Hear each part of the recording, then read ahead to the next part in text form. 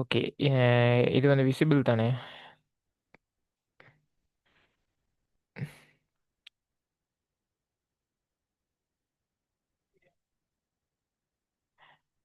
எப்பவும் மாதிரி தான் பாஸ் பேப்பருக்குரிய ஒவ்வொரு கேள்வியை நான் மார்க் பண்ணுவேன். அந்த கேள்வியை வந்து அதில் என்ன ஆன்சர்னு நீங்கள் செட்டில் போடுங்க. சரியா, குயிக்காக செஞ்சு போடணும். போட்டதுக்கு பிறகு நான் வந்து உங்களுக்கு தெளிவுபடுத்துவேன்.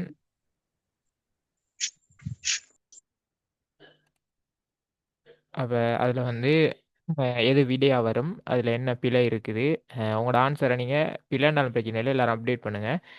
நான் வந்து விளங்கப்படுத்திக்கிட்ட உங்களுக்கு அது தெளிவு வரும். சரியா, அதால் கட்டாயம் எல்லாருமே கேள்வியை செஞ்சு பிழைனாலும் பிரச்சனை இல்லை, அதுக்குரிய விடையை வந்து அப்டேட் பண்ணுங்கள்.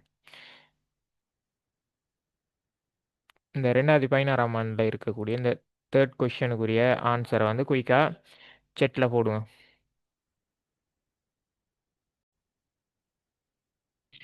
பாருங்க, கேள்வி என்ன கேட்டிருக்காங்கன்னு. பின்வருவனவற்றுள் எது பணி செயல்முறைமையில் நினைவக முகாமை, சரியா நம்ம பார்த்துருந்தோம்.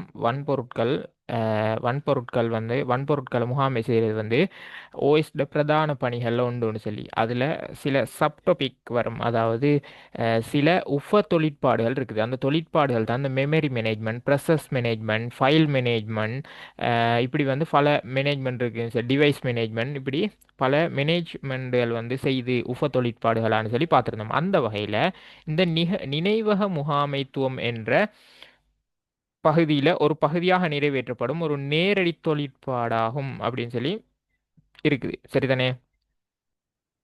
எது பணி செயல்முறை மேலே இருக்கக்கூடிய நேரடி தொடர்புன்னு சொல்லி கேட்டிருக்கு நினைவக முகாமையில். சரிதானே? அப்போ நினைவக முகாமையோட தொடர்பு வரக்கூடிய ஒரு தொழிற்பாடு எதுன்றது தான் இதுக்குரிய கேள்வி. சரியா, அப்போ அதில் ஒவ்வொரு வீடியோ பார்ப்போம். முதலாவது வீடியோ பார்ப்போம். ஒரு கொள்பணி நிறைவேற்றப்பட்ட பின்னர் நினைவகத்தை விடுவித்தல். அதில் இருக்குது பாருங்க, நினைவகம். சரியா, நினைவகத்தை விடுவிக்கிறது வந்து ஒரு நினைவக முகாமையில் வரக்கூடிய ஒரு பகுதி. அப்போ இந்த விடை வந்து சரி. சரியா, ரெண்டாவது பார்ப்போம். வன்வட்டிற்குள் பிரவேசித்தல். வன்வட்டுக்குள் பிரவேசித்தல் வந்து ஒரு நினைவக முகாமையில் வார பகுதி ஒன்று தான். ஆனால் அதாவது நினைவகத்தோடு சம்பந்தப்பட்டதான் இந்த வன்வட்டிற்குள் பிரவேசித்தல். ஆனால் முகாமைத்துவத்தில் இது வராது. சரியா, இப்போ அடுத்த கேள்வி பாருங்க. ஓர் உரையின் கோப்புகளை ஒழுங்கமைத்தல். ஒரு உரையில் இருக்கக்கூடிய கோப்புகளை ஒழுங்கமைக்கிற வந்து கோப்பு முகாமைக்குழுக்கு வரும். சரியா, அப்போ இதுவும் விடை இல்லை. அடுத்த பாருங்க, சாதனங்களை முகாமை செய்தல். இது வந்து டிவைஸ் மேனேஜ்மெண்ட், அதாவது சாதனங்களை மேனேஜ் பண்ணுறதுக்குள்ளுக்கு வரும். கடைசி விடை, அப்போ அதுவும் இல்லை. அப்போ இதன்படி முதலாவது விடை வந்து இதுக்குரிய ஆன்சராக அமையும். சரியா, கிளியர் தானே? டவுட் என்ன சரியா கேளுங்க. சரி, ஓகே. இப்போ வந்து 2017ஆம் ஆண்டில் இருக்கக்கூடிய இந்த 9வது கொஸ்டினை செய்யுங்க. எல்லாம் படித்த பகுதி தான். இந்த பாஸ் பேப்பர் செஞ்சோன்னா உங்களுக்கு இந்த யூனிட் வந்து ஃபுல்லாக கிளியர் ஆயிரும். சரியா,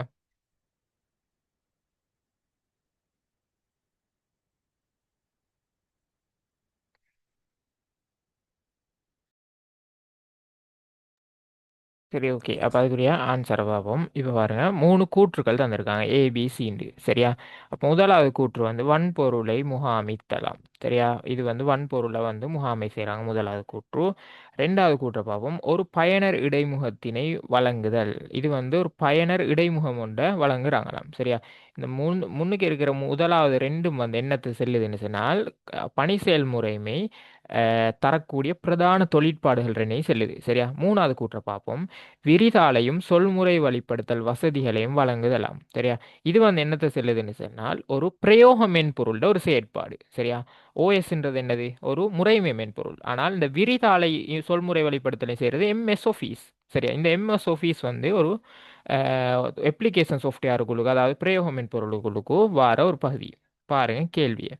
மேற்குறித்தவற்றில் எவை பணி செயல்முறைமையின் அடிப்படை சேவைகள் ஆகும்? பணி செயல்முறைமை சொன்னால் அது வந்து என்ன? ஒரு சிஸ்டம் சாஃப்ட்வேர். அப்போ இந்த பணி செயல்முறைமையோட அடிப்படை சேவைகள் ரெண்டு. ஒன்று வந்து என்னது? வன்பொருட்களை முகாமை செய்கிறது. ரெண்டாவது வந்து யூசர் இன்டர்ஃபேஸை வழங்குறது. அப்போ இது ரெண்டையும் உள்ளடக்கின கூற்று எது? ஏ கமா பி. முதலாவது ரெண்டு கூற்று. மூணாவது கூற்று வந்து ஒரு பிரயோக மென்பொருளை அடையாளப்படுத்துது. அப்போ இந்த ஏ கமா பின்றது எந்த விட? முதலாவது விட. சரியா, அப்போ 9வதுக்கு முதலாவது விட அமையும். சரி, ஓகே. இப்போ வந்து 13வது அடுத்த கொஸ்டினை செய்யுங்க.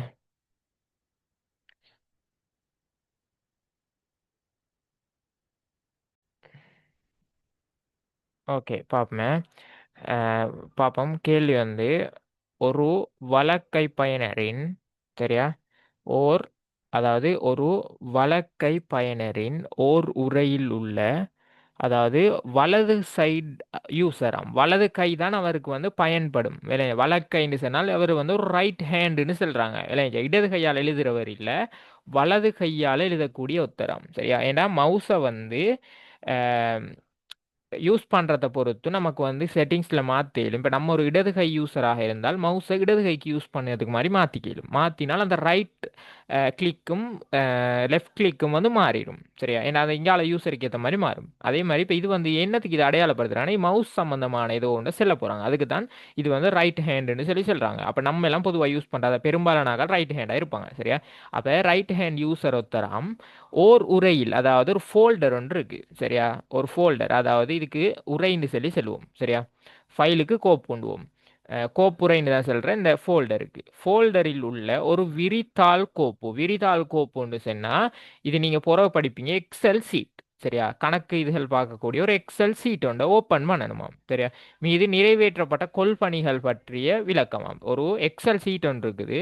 இதை வந்து இது பத்தினே இது ஒரு டீட்டெயில்ஸ் இன்னைக்கு செல்ல போறாங்களா, 3 கூற்றுலன்னு சொல்லி மேல கேள்வியில செல் இருக்கு. சரியா, இப்ப இன்ஸ்ட்ரக்ஷனை பார்த்துட்டோம். இப்ப வந்து நம்ம கூற்றுக்களை பார்ப்போம். இப்ப பாருங்க, முதலாவது ஏ கூற்று என்னத்தை செல்லுதுன்னு சொன்னால், அதாவது மவுஸ் பாயிண்டரை, சரியா, மவுஸ் பாயிண்டரை கோப்பின் மீது வைத்து சுட்டியின் வலது பொத்தானை, வெயிட், வலது பொத்தானை ஒரு தடவை சொடக்குதலாம். இது வந்து பாருங்க, ஒரு ரைட் ஹேண்ட் யூசராக இருந்தால் அவர் வந்து லெஃப்ட் ஹேண்டை தான், அதாவது அவரோட லெஃப்ட் சைடு இருக்கிற கீயை தான் ப்ரெஸ் பண்ணுவார். அதாவது ஏதோ ஒன்றை கிளிக் பண்ணி உள்ளுக்கு போகணுமா இருந்தால், இல்லை அவர் ஒரு ப்ராப்பர்ட்டிஸ் ஒன்று தேவை அல்லது அவருக்கு வந்து ஏதோ ஒரு மெனு பார் ஒன்று தேவைன்னு சொன்னால் அவர் வந்து ரைட் கிளிக்கை பண்ணுவார். ரைட் யூசராக இருந்தால் என்ன செய்வார், ஒரு விடயத்துக்குள்ளுக்கு பிரவேசிக்க வேண்டுமாக இருந்தால் லெஃப்ட்டை தான் கிளிக் பண்ணணும். இதே லெஃப்ட் ஹேண்ட் யூசராக இருந்தால் அவர் வந்து ரைட் கிளிக்கை யூஸ் பண்ண வேண்டி வரும். ஏதோ ஒன்றுக்குள்ளுக்கும் பிரவேசிக்க வேண்டிய தேவை இருந்தால் விளையாச்சு அது மாதிரி வரும். அதனால ஞாபகம் வச்சுக்கொள்ளுங்க. ஏன்னா மவுஸ் பொதுவாக லெஃப்ட் யூஸ் பண்ணுறாங்களுக்கு அது ஜென்ரலாக தெரியும். சரியா, இப்போ பாருங்க, அப்போ இதில் செல்லப்படுறது என்ன, வலது பொத்தான், வலது வராது. வலது யூசருக்கு இடது பொத்தானை தான் நம்ம மாற்றணும். அதுவும் 2 முறைகள் சொடக்க வேண்டி வரும். சரியா, அப்போ முதலாவது கூற்று பிழை. இப்போ ரெண்டாவது கூற்று பார்ப்போம். சுட்டி காட்டியின், அதாவது அது வந்து மவுஸ் பாயிண்டர் வந்து கோப்பின் மீது வைத்து சுட்டியின் வலது பொத்தானை 2 தடவையில் சொடக்குதல், இதுவும் பிழை. என்ன, வலது கை யூஸராக இருந்தால் இடதைத்தான் யூஸ் இந்த கிளிக் பண்ண வேண்டி வரும். அப்போ இவர் வலதையே 2 முறை கிளிக் பண்ணாலும் உள் பிரவேசிக்க இயலாது. மூணாவது கூற்றை பாருங்க, சி கூற்றுல செல்லப்படுறது சுட்டி காட்டியின் கோப்பின் மீது, அதாவது அதாவது மவுஸ் பாயிண்டரை கோப்பின் மீது வைத்து சுட்டியின் இடது பொத்தானை 2 தடவை சொடக்கணுமாம். இதுதான் சரியான கூற்று. இல்லையா, இடது பொத்தானை 2 முறை சொடக்கணும். வேணும்னா நான் கிளிக் பண்ணி உங்களுக்கு காட்டுறேன். 2 முறை. உங்களுக்கு எதை நான் கிளிக் பண்ணுறேன்னு உங்களுக்கு விளங்காது. அஹ், எதுக்கு நான் சும்மா எக்ஸாம்பிள் ஒன்று காட்டுறேன்.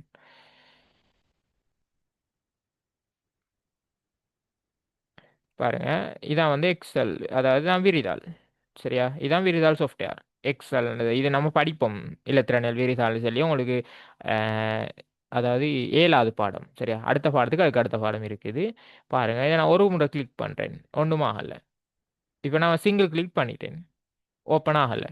இப்போ டபுள் கிளிக் பண்ணேன், ஓப்பன் ஆகும் பாருங்க. நான் இப்போ டபுள் கிளிக் பண்ண என்னது, நான் ரைட் ஹேண்ட் யூசர், ஆனால் நான் வந்து இடது பொத்தானை தான் வந்து 2 முறை சொடக்கினேன். இல்லையா, இப்படி தான் இதை ஓப்பன் பண்ணுறேன். சரியா,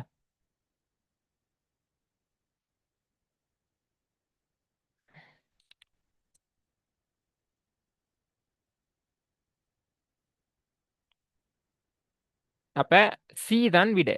சரியா, சி கூற்று மட்டும்தான் சரியான கூற்று. அப்போ விடை வந்து 3வது. சரியா, கிளியர் தானே, டவுட் என்ன சரியா கேளுங்க. சரியா, ஓகே. இப்போ அடுத்த கேள்வி கொடுப்போம். எல்லாம் ஈஸியான கேள்விகள் தான். இப்போ பாஸ் பேப்பர் கேள்வி செஞ்சால் வந்து உங்களுக்கு உண்மைக்குமே எக்ஸாமில் எந்தெந்த இப்போ எல்லா யூனிட்லேயும் நீங்கள் பாஸ் பேப்பர் கேள்விகளை ஃபுல் கிளியராக செஞ்சிட்டீங்கன்னு சொன்னால் நம்ம ஷுவர் ஏ வரும். சரியா, எல்லா யூனிட்லேயும் நீங்கள் பாஸ் பேப்பர் கேள்வியில் பெர்ஃபெக்டாக இருக்கீங்கன்னா நம்ம ஏ டவுட்டே தேவையில்லை. இந்த இது 2018 வந்திருக்கக்கூடிய இந்த 8வது கொஸ்டினை செஞ்சு குயிக்காக அப்டேட் பண்ணுங்கள் வீடியோ. உங்களுக்கு பிழையாயினாலும் பிரச்சனை இல்லை. கொஸ்டின் இந்த வீடியோ அப்டேட் பண்ணுங்கள். சரியா, பிழையாயினா எந்த பிரச்சனையும் இல்லை, நான் வந்து செல்லவும் மாட்டேன். வெளியே அது யாருக்கும் தெரியாது. விளையா, நீங்கள் கட்டாயம் வீடியோ அப்டேட் பண்ணுங்க.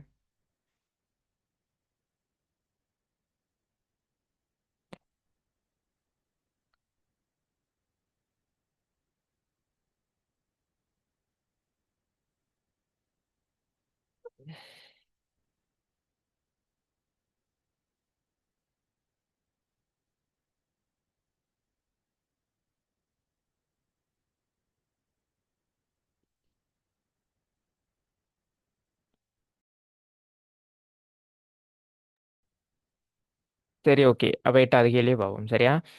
இதுல கேட்கப்பட்டிருக்கிறத பாருங்க. ஒரு கணினியுடன் இணைக்கப்பட்ட ஒரு புதிய அச்சுப்பொறி. சரியா? ஒரு புதிய அச்சுப்பொறி ஒண்ண இணைக்காங்க கணினியோட. அப்ப அதுக்கு உகந்தவாறு தொழிற்படுவதற்கு ஒரு விசேட மென்பொருளை நிறுவ வேண்டும். சரியா? இவ்விசேட மென்பொருள் யாது? இது வந்து நல்லா விளங்கிங்க. நம்ம கணினி ஒன்று இருக்குன்னு சொன்னால் இந்த கணினியில இதுக்குள்ளுக்கு வந்து அதாவது டிவைஸ் டிரைவர்ஸ்னு சொல்லி ஒரு இன்ஸ்ட்ரக்ஷன் அடங்கின பல மென்பொருட்கள் இருக்கும். சரியா? அது டாஸ்க் மேனேஜர்னு ஒன்று இருக்கும். அதுக்குள்ள போய் பார்த்தா அந்த டிரைவர் இருக்கும். சரியா? அப்ப இந்த டிவைஸ் டிரைவர்ஸ் என்ன செய்யும்னு சொன்னா இதை வந்து நமக்கு டவுன்லோட் பண்ணி எடுக்கலாம். சரியா? இது சம்டைம் வந்து உங்களுக்கு தெரியும் விண்டோஸ் அப்டேட் பண்ணுவோம்னு சொல்லி சொல்லுவாங்க. சரி, அதாவது ஓஎஸ் அப்டேட் பண்ணுறது. இது அப்படி அப்டேட் பண்ணிக்கிட்டு ஒட்டோவா நம்ம என்னென்ன டிவைஸ் எல்லாம் யூஸ் பண்ண போகிறோமோ அந்த டிவைஸ்களுக்கு ஏற்ற எல்லா இன்ஸ்ட்ரக்ஷன் அடங்கினா அந்த டிவைஸ் டிரைவர்ஸும் வந்து ஒட்டோவா அப்டேட் ஆகும். சரியா? அது அப்டேட் ஆகிற காரணம் என்னன்னு சொன்னால் இப்போ நம்ம ஒரு டிவைஸ் ஒன்று கனெக்ட் பண்ண போறோம்னா அந்த டிவைஸ் கனெக்ட் பண்ணால் அது எப்படி இயங்கணும், அதோட தொழிற்பாடு என்ன, அந்த டிவைஸ் எப்படி இயக்குது, அது டிவைஸ் சார்ந்த செயற்பாடுகள் என்னென்னலாம் நடக்க போகுது அந்த கணினியிலன்னு சொல்லி அந்த ஃபுல் இன்ஸ்ட்ரக்ஷனை வச்சிட்டு இருக்கிற ஆள் தான் இந்த டிவைஸ் டிரைவர்ஸ். சரி, அதாவது ஒரு மென்பொருளோட தொழிற்பாட்டிற்கு தேவையான இன்ஸ்ட்ரக்ஷனை வச்சிட்டு இருக்கிறாள், புரோட்டோகாலை வச்சிட்டு இருக்கிறாள். இவர் தான் டிவைஸ் டிரைவர்ஸ். சரியா? அப்ப இவர் இல்லைன்னு சொன்னால் நம்ம இப்போ மவுஸ் டிரைவர்ஸ் நம்மளோட லெஃப்ட்ல இல்லைன்னா நம்ம மவுஸை லெஃப்ட் ஒன்ல கனெக்ட் பண்ணாலும் மவுஸ் வேலை செய்யாது. கீபோர்டு இது இல்லைன்னா கீபோர்டு வேலை செய்யாது. அந்த மாதிரி தான் புதிய அச்சுப்பொறி ஒன்றை அதில் இயக்க போறேன்னு சொன்னால் இந்த விசேட மென்பொருள் அதாவது இந்த டிரைவர்ஸ் வந்து ஆல்ரெடி அந்த அப்டேட் பண்ணி இல்லைன்னு சொன்னால் இந்த அதாவது அந்த அச்சுப்பொறி வேலை செய்யாது. அப்ப இதுக்கு தேவையான அல்லது நிறுவ வேண்டிய விசேட மென்பொருள் யாதுன்னு சொல்லி கேள்வி வந்திருக்கு. அப்ப இதுக்குரிய சரியான ஆன்சர் இரண்டாவது. சரியா? என்ன? Device drivers. இதான் கட்டாயம் தேவையானது. நல்லா விளங்கிங்க. இந்த டீஃப்ரக்மெண்டேஷன் நான் என்னத்துக்கு சொல்லி தந்தேன்? டீஃப்ரக்மெண்டட் வந்து என்னது? ஒரு ஹார்ட் டிஸ்க் பல பகுதிகளாக பிரிக்கப்பட்டிருக்கும். இந்த துண்டாக்கல்ல ஏதாவது ஒரு துண்டுல இப்படி இப்படி ஒழுங்கமைப்பு இல்லாமல் சேவ் பண்ணப்படுறது ஃப்ரக்மெண்டேஷன் சொல்லி சொல்லுவோம். இது அவ்வளோத்தையும் ஓர்டர் படிக்கு நம்ம சேவ் பண்ணி எடுக்கிறது அந்த ஹார்ட் டிஸ்க்ல, அதுக்கு தான் டீஃப்ரக்மெண்டேஷன் சொல்லி சொல்லுவோம். அப்போ டீஃப்ரக்மெண்டேஷன்றது இதுக்குரிய விடையாக அமையாது. சரியா? அடுத்து கோப்பு முகாமையாளர். கோப்பு முகாமையாளர்னா யாரு? ஓஎஸ்ல இருக்கக்கூடிய அந்த கோப்புகளை ஒழுங்கமைக்கிறாள். இவர் தான் கோப்பு முகாமையாளர். சரியா? இது பணி முகாமையாளர் சொன்னால் அந்த டாஸ்க்களை வந்து செஞ்சு முடிக்கிறாள். இது வந்து கணினியில ஒவ்வொன்றிலையும் இருக்கக்கூடிய ஒரு சிறிய விடயம். சரியா? அப்ப இதுக்குரிய ஆன்சர் இரண்டாவதாக இருக்கும். ஓகே, அடுத்தது 9வது. குயிக்கா செஞ்சு போடுங்க 9வதுக்குரிய ஆன்சர்.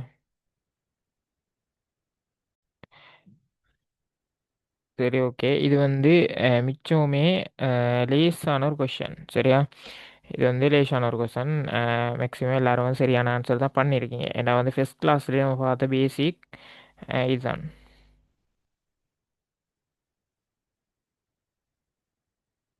கொஞ்சம் வெயிட் பண்ணுங்க.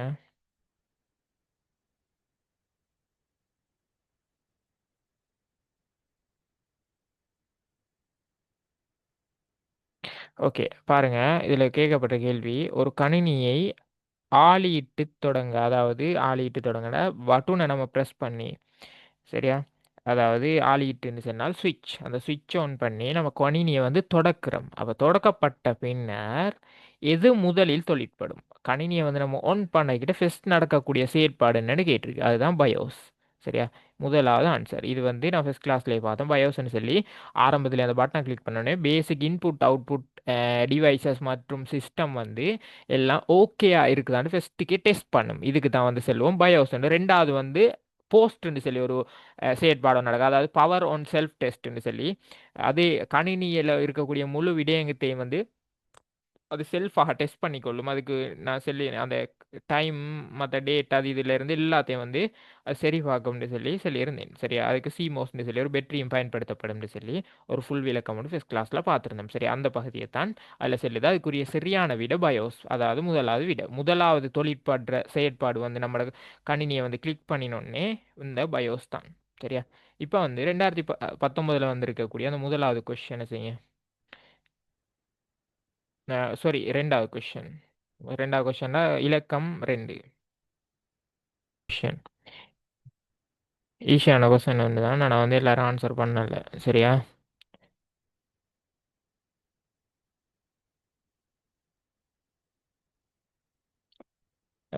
பாருங்க, பின்வருவன ரூல் எது கணினி வன்தட்டு செயலிழப்புல இருந்து இப்போ ஒரு வன்தட்டு வந்து செயலிழப் அதாவது செயலிழப்பு ஏற்படும், அதாவது வேலை செய்யாமல் போகும். சரியா? அப்போ வன்தட்டு வேலை செய்யாமல் போகவும் சான்ஸ் இருக்குன்றதால தரவு மற்றும் தகவல்களை பாதுகாப்பதற்கான ஒரு சிறந்த நடைமுறையாக கூடியது. சரியா? அதில் பார்ப்போம். முதலாவது டீச்சுவர், அதாவது டீச்சுவர்னு சொல்றது ஃபயர்வால். இது என்னன்னு சொன்னால் கணினிக்கு, அதாவது இப்போ கணினியை வந்து நெட்வொர்க் பண்ணி வச்சிருக்கோம், பழைய கணினிகளோட இணைச்சி வச்சிருக்கோம்.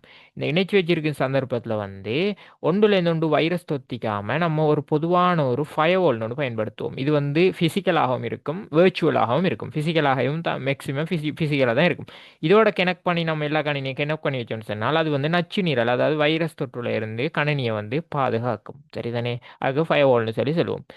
அப்போ அது என்று சொல்லி முதலாவது கூற்று தந்திருக்காங்க. ரெண்டாவது கூற்றை பாருங்க, நச்சு எதிர்ப்பு மென்பொருள், அதாவது இது வந்து என்டி வைரஸ் சாஃப்ட்வேர்னு சொல்லி சொல்லுவோம். அதில் இருந்து அதை நிரூபிக்கிறதாம். சரியா? தரவு தகவல்களை பாதுகாக்கிறதுக்கு அதையும் செஞ்சு வைப்போம். அதே நேரம் மூணாவது இதை பாருங்க, சீரான கால இடைவெளியில் காப்பு நச்செடுத்தல், அதாவது இந்த காப்பு நகல் எடுத்தல், இது பெக்கப்னு சொல்லுவோம். சரியா?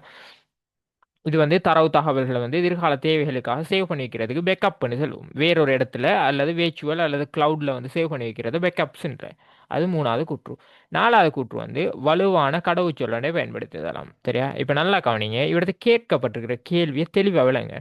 என்னடா வன் தட்டு செயலிழக்க போகுது. வன் தட்டு செயலிழப்பு ஏற்பட்டால், விளைஞ்சா வன் தட்டு செயலிழப்பு ஏற்பட்டால் தரவு மற்றும் தகவல்களை பாதுகாக்கிறதுக்கு இந்த ஃபயர்வால், அதே நேரம் நச்சு நீரல், இதெல்லாம் வரவே வராது. ஏன்டா இப்போ ஒரே மாதிரி ரெண்டு விடை இருந்தாலே அது வராது. இவிடத்தை நமக்கு ஒரு விடை தான் தேவை. விளைஞ்சா ஃபயர்வாலும் வந்து வைரஸ்லேருந்து பாதுகாக்க தான் பயன்படுத்துகிற, நச்சு நீரல் சாஃப்ட்வேரும் வைரஸ்லேருந்து பாதுகாக்க தான் பயன்படுத்துகிற. அப்போ வைரஸ்ல இருந்து வைரஸ் தொற்றால தான் வன்வட்டு வந்து செயலிழக்குமான்னு தெரியாது நமக்கு. இல்லை, அது வந்து ஒரு ஷார்ட்டேஜ் இல்லாட்டி ஒரு டேமேஜ் ஏற்பட்டும் வன்தட்டு வந்து செயலிழக்க சான்ஸ் இருக்கு. அப்போ நச்சு நீர சாஃப்ட்வேரை போட்டு வச்சிருந்தால் தரவு தகவல்களை பாதுகாத்துருமா? இயலாது. ஏன்னா அது ஒரு ஷார்ட்டேஜில் வந்து அஹ், அதாவது வன்தட்டு அதாவது ரிப்பேர் ஆகவும் சான்ஸ் இருக்கு. சரி தானே? அப்போ அந்த கூற்று ரெண்டும் பொருத்தம் இல்லாது.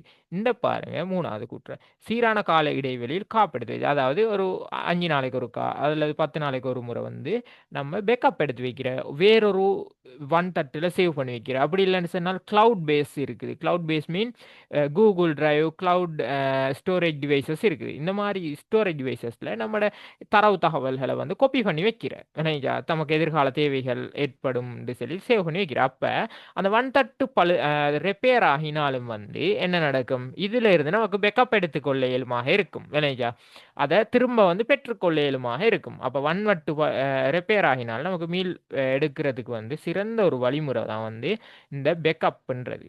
சரியா? அப்போ மூணாவது தான் இதுக்குரிய ஆன்சர். ஓகே, அடுத்தது 12வது கொஸ்டின். எம்சிக்கு மிச்சம் டைம் எடுக்கிறதுல குயிக்காக செய்யுங்க.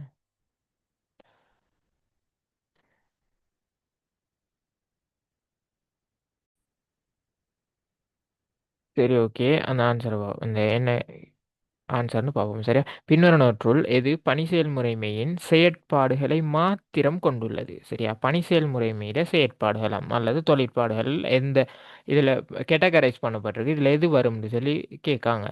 முதலாவது கூற்று பார்ப்போம். சரி, முதலாவது விடய சம்பள புத்தக முகாமைத்துவமாம்.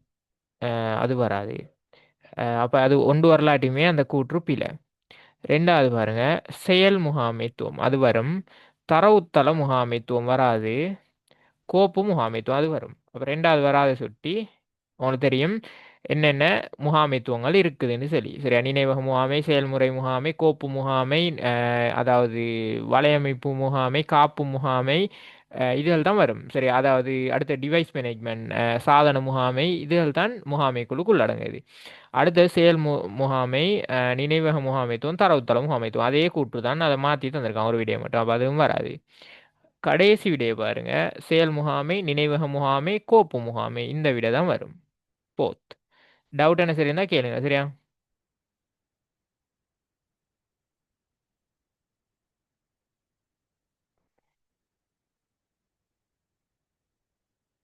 ஓகே.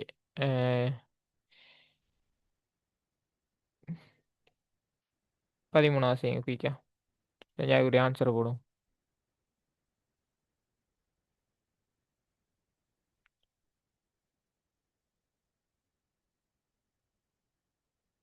போடுறீங்க இல்ல? ஒன்றும் விலங்க இல்லையா? இல்லை ஆன்சர் பண்ண வேணாம். அந்த என்ன தானே பிள்ளை இருந்தாலும் பிரச்சனை இல்லை, போடுங்கன்னு சொல்லி போட்டு பாருங்க. 13 கேள்வி. தற்போதுள்ள கோப்புகளை சரியா இப்ப இருக்காம். நிறைய கோப்புகள். இதை வந்து அழிக்காது வன்தட்டில் உள்ள இடத்தை பாவனைக்கு ஏற்ற வகையில் அதாவது இதை வந்து அழிக்க தேவையில்ல, நான் வந்து பாவனைக்கு ஏற்ற வகையில் அதிகரிப்பதற்கு பின்வரும் எச்சேற்பாடு உகந்ததாம். இதுக்கு வந்தும் வன்தட்டினை வடிவமைத்தல். இந்த மூணாவது கூட்டு தான் வரும். உங்களுக்கு தெரியும், பாவனைக்கு ஏற்ற வகையில் வன் தட்டை வந்து ஒழுங்கமைக்கிறேன்னு சொல்லி படிச்சிருப்போம். டிஸ்க் ஃபார்மட்டிங்கிறது வந்து என்னது? வன் தட்டை நமக்கு ஏற்ற வகையில் வந்து ஒழுங்கமைச்சு கொள்ற, நம்ம பாவனைக்கு ஏற்ற வகையில் ஒழுங்கமைச்சு கொள்றது தான் டிஸ்க் ஃபார்மட்டிங் சொல்லி சொல்கிற. வன் தட்டினை வடிவமைத்தல். இந்த பிரிவிடல், அதாவது பிரிவீடு செய்தல், வன் தட்டினை பிரிவீடு செய்தல், பார்ட்டிஷனிங் வந்து என்னத்துக்கு செய்வோம்னு சொன்னால், வன் தட்டை வந்து சிடிஇ அப்படின்னு சொல்லி தட்டு தட்டா பிரிச்சு எடுக்கிறதுக்கு பார்ட்டிஷன் சொல்லுவோம். நினைச்சா?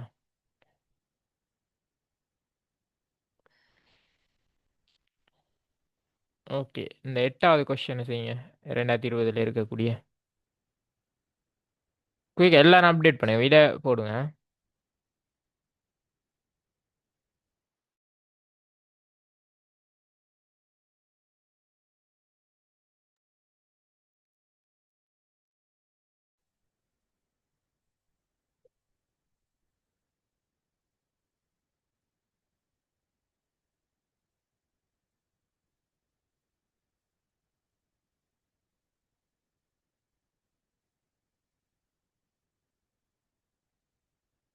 ஓகே. இந்த இதுக்குரிய ஆன்சரை பார்ப்போம். பின்வருவனவற்றுள் எது பணி செயல்முறைமைகளுக்கான உதாரணங்களாக மாத்திரம் கொண்டுள்ளது? சரியா?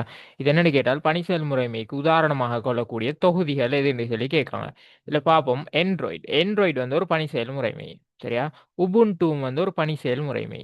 விண்டோஸ் 10 இது வந்து ஒரு பணி செயல்முறைமை. அப்போ முதலாவது கூற்று சரி. சரியா? ரெண்டாவது பார்ப்போம். உபுண்டு வந்து ஒரு பணி செயல்முறைமை.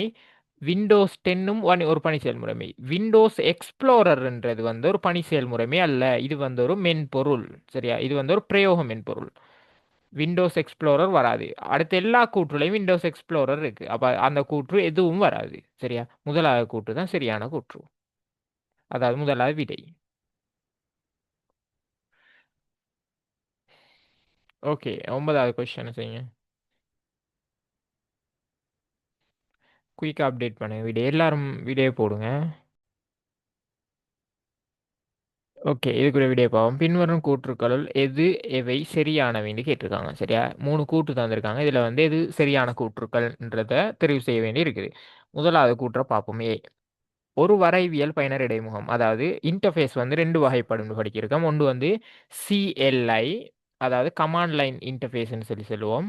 அடுத்தது வந்து ஜியூஐ, கிராஃபிக்கல் யூசர் இன்டர்ஃபேஸ்ன்னு சொல்லி ரெண்டு வகையான இன்டர்ஃபேஸ் இருக்குது. சரியா?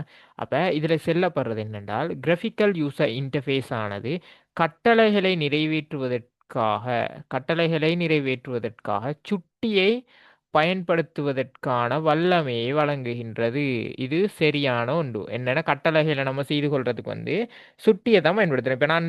இப்போ நான் வந்து இந்த கட்டளைகளை நிறைவேற்றி கொண்டுட்டு இருக்கேன். இந்த சுட்டியை பயன்படுத்தி, மவுஸை பயன்படுத்தி செஞ்சுட்டு இருக்கேன். சரியா? இப்போ அடுத்தது பாருங்க. விம்ப் என்பது, அதாவது விண்டோஸ் ஐக்கன் மெனு பாயிண்டர். சரியா? என்பது விண்டோஸ் ஐக்கன்ஸ் மெனு பாயிண்டர் என்பவற்றை குறித்து நிற்கிறது. இதுவும் வந்து சரியான கூற்று. சரிதானே?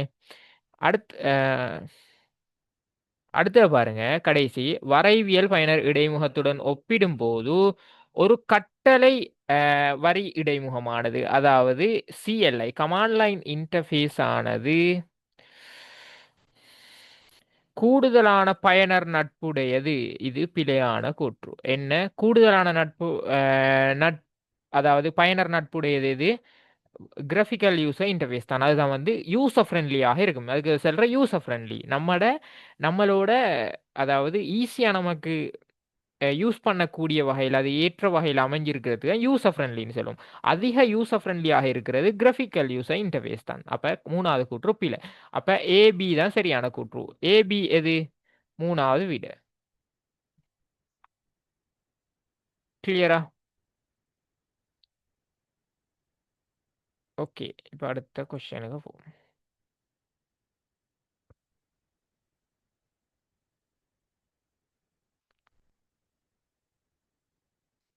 9வது கொஸ்டினை செய்யுங்க. மேக்ஸிமம் 8, 9, 10 இந்த கொஸ்டினுகளுக்கு தான் வருது ஒவ்வொரு வருஷமும். 9வது 10வது 11வது கொஸ்டினுகளுக்கு தான் இப்போ வந்து அதாவது 8, 9, 10 குழுக்கு தான் வந்துட்டு இருக்குது ஓஎஸ் சம்பந்தமான கேள்விகள்.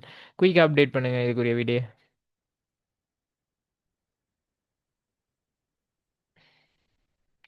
ஓகே, டைம் இல்லை, நான் சொல்லிட்டு போகிறேன் பாருங்க. ஒரு கணினியின் வன்வட்டை வடிவமைத்த பின்னர் சரியா ஒரு வன்வட்டை ஃபார்மட் அதாவது ஃபார்மட் பண்ணுறோம் சரியா. பின்னர் முதலாவதாக அக்கணினியில் நிறுவப்பட வேண்டிய மென்பொருள் யாது? ஒரு ஒரு அதாவது ஒரு ஹார்ட் டிஸ்க் ஒன்று ஃபார்மட் பண்ணோம்னு சொன்னால் அந்த கணினிக்கு எந்த இன்ஸ்ட்ரக்ஷன் எந்த இதுவும் இருக்காது. அது ஃபுல் பிளாங்காக இருக்கும். அந்த கணினி ஒன்றாக கூட மாட்டாது. அதுக்குரிய அடிப்படையை வழங்குறது யாரு? பணி செயல்முறைமை. பணி செயல்முறைமையும் ஒரு சாஃப்ட்வேர், அதாவது ஒரு சிஸ்டம் சாஃப்ட்வேர். அப்போ முதலாவது நம்ம நிறுவ வேண்டிய மென்பொருள் என்னதாக இருக்கும்? ஒரு டிஸ்கை ஃபார்மட் பண்ணால் பணி செயல்முறைமையை தான் முதலாவது நம்ம நிறுவ வேண்டி இருக்கும். சரி, அப்போ அதுதான் விடையாக அமையும். ஓகே, பார்ட் 2ல வந்திருக்க கொஸ்டின்ஸை பார்ப்போம். இது பாருங்க, கேட்டிருக்கிற கேள்வி விடத்தை என்னன்னு சொன்னால் இந்த எக்ஸ் வந்து என்னத்தை குறிக்குது? இந்த கொஸ்டின் வந்து மேக்ஸிமம் வாரது சரியா, பெரும்பாலும் வாரது. அதுக்கு வந்து நான் நிறைய ஃபோட்டோ ஒன்று காட்டுறேன்.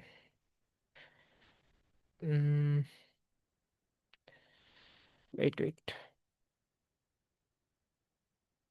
இந்த பாருங்க. இந்த இந்த ஃபோட்டோவில் செல்றது தான். இது வந்து சம்டைம்ல ஏதாவது ஒரு இடைவெளியை வந்து ஒரு இடத்த இடைவெளியாக்கி விட்டு அதை கேள்வி கேட்பாங்க. இந்த இடத்த வந்து முதலாவது இருக்கிற வன்பொருள், வன்பொருட்களில் இருந்து வன்பொருளையும் இயக்கி மற்ற மென்பொருட்களையும் இயக்குறது யாரு? முறைமை மென்பொருள், அதாவது ஓஎஸ் இல்லைங்களா. அடுத்தது பிரயோகம் மென்பொருள். இதுதான் இதோட ஓர்டர். இது ஞாபகம் வச்சுட்டீங்கன்னா சரி. அப்போ அந்த கேள்வியில் கேட்கப்பட்டிருக்கிறத பாருங்க. வன்பொருள் தந்திருக்காங்க, பிரயோகம் மென்பொருள் தந்திருக்காங்க. அப்போ இவடத்த வர வேண்டியது என்ன? சிஸ்டம் சாஃப்ட்வேர் தான் வரும். அதாவது முறைமை மென்பொருள் தான் இந்த எக்ஸ்ன்ற இடத்துல வரும். சரி, அந்த ஓர்டரை வந்து ஞாபகம் வச்சுக்கொள்ளுங்க. இப்படியான கொஸ்டின் தான் வந்து அடிக்கடி வந்துட்டு இருக்கு சரியா. இந்த பாருங்க, அடுத்து நம்ம மெயினாக படிக்க ஒரு பகுதி, அதாவது நினைவக முகாமைத்துவத்தில் அதாவது கோப்பு முகாமைத்துவத்தில் கோப்புகள் வந்து எப்படி வந்து சேவ் பண்ணப்படுது. ஒன்று வந்து வரிசை முறை, இது வந்து வரிசை முறையில் சேவ் பண்ணப்படுறது. அதே நேரம் இது வந்து என்ன ரெண்டம் எக்ஸஸ் ஆக, அதாவது கோப்பு அணுகல்ல வந்து அதாவது ரெண்டமாக சேவ் பண்ணப்படும் மேனேஜர். இதான் இது ரெண்டுக்கும் உள்ள டிஃப்ரெண்டாக இருக்கும். ஏக்கும் பிக்கும் உள்ள அதாவது இதை கேட்டிருக்காங்க என்னென்ன வகைன்னு சொல்லி சரியா. அதில் வந்து கிளியர் ஆயிருங்க, எல்லாம் வந்து படித்து தந்தது தான்.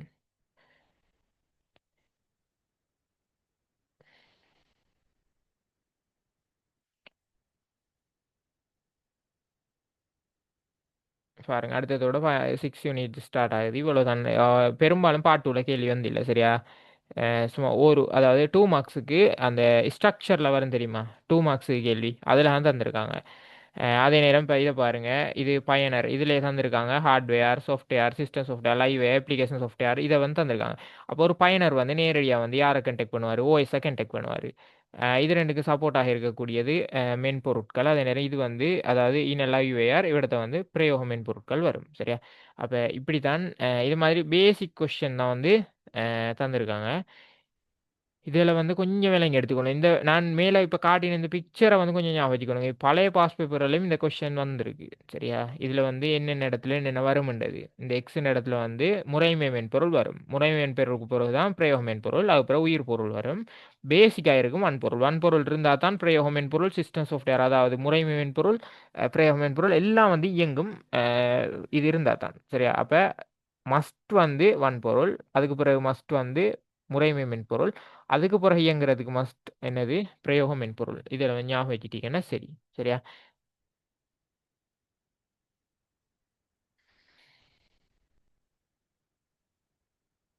ஓகே. அப்ப கிளியரா ஓஎஸ் கிளியரா பாஸ் பேப்பர்ல கேள்விகள் வந்தா செய்வீங்களா? என்ன மாரி எல்லாரும் அப்டேட் பண்ணுங்க. எல்லாரும் என்ன சரி டவுட் இருந்தா கேளுங்க.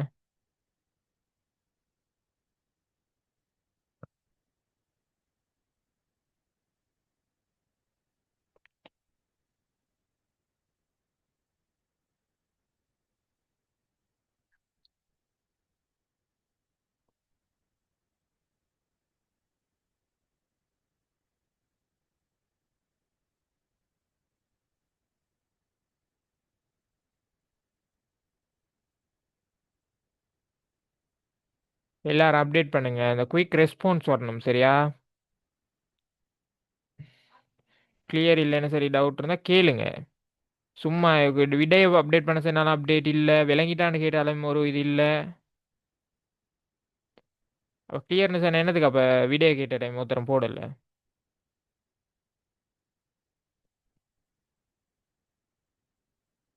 ஓகே. அப்போ நான் கிளாஸை முடிச்சு கொள்கிறேன்.